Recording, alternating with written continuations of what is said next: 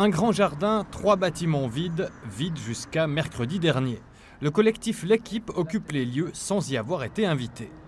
Pour lui, l'endroit se prête à une offre tant sociale que culturelle. Afin d'ouvrir la discussion sur l'utilisation du site, il a forcé la porte. On avait envie en tout cas que le débat puisse être public et puis que les Biennois puissent aussi au fait, donner leur avis et proposer des projets pour cet endroit. Il y a une demande assez forte à Bienne, que ce soit d'associations, que ce soit d'artistes qui ont besoin de lieux au fait pour pratiquer leur art et autres. Le collectif assure qu'avant cela, des demandes par voie légale ont été faites, mais que celles-ci n'auraient pas été entendues par le propriétaire. Le propriétaire, c'est le canton de Berne. Des plans, il en a déjà.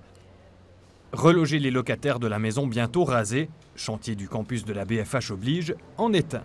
Les autres, il ne les communique pas concrètement pour l'instant. Der Kanton Bern hat die Liegenschaft da kurzfristig. À court terme, le canton de Berne garde le site au cas où, pour potentiellement y héberger les locataires de la rue d'Arberg.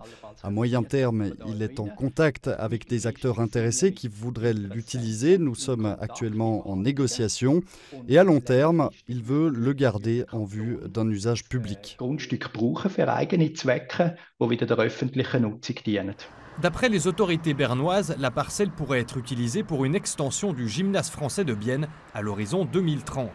Du côté de la ville, le conseil municipal de la cité célandaise a traité ce matin la demande du collectif Squatter.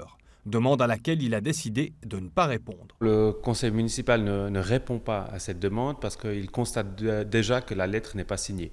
Elle est signée par un collectif, il n'y a aucun nom dans cette lettre, on ne sait pas quelles sont les personnes qui s'adressent au conseil municipal et par principe, le conseil municipal ne répond pas à une lettre dite anonyme.